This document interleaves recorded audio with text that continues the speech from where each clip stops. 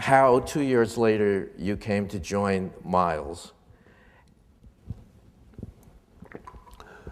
Well, I was working at a club called the Half Note, which was down on Spring and Hudson, 1963 of April, with a quartet of Art Farmer, Jim Hall, and I think Walter Perkins.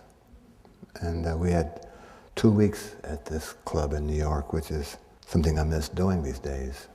And during the third or fourth night of the first week, Miles came in and told me, he called me aside and said that the band was disbanding, as we knew the band. And the piano player, Wynton Kelly, and Paul Chambers, the bassist, were going to form a trio with Jimmy Cobb and Wes Montgomery.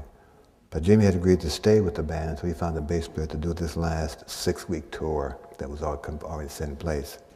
And he wanted to know if I would join the band. So, Mr. Davis, I have a job already. I'm working with Art Farmer for the next 2 weeks.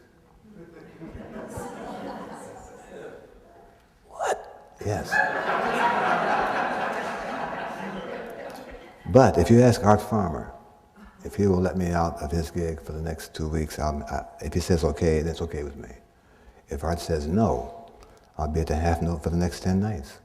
So he talked to Art, and Art graciously said it was okay.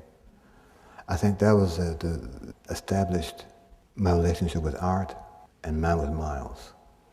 I mean, I'm sure Art would never have thought that someone in his band, can I leave this band to join Miles?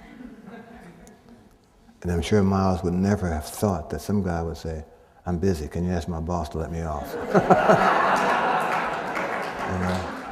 And I think that kind of set the tone with our relationship, Miles and I.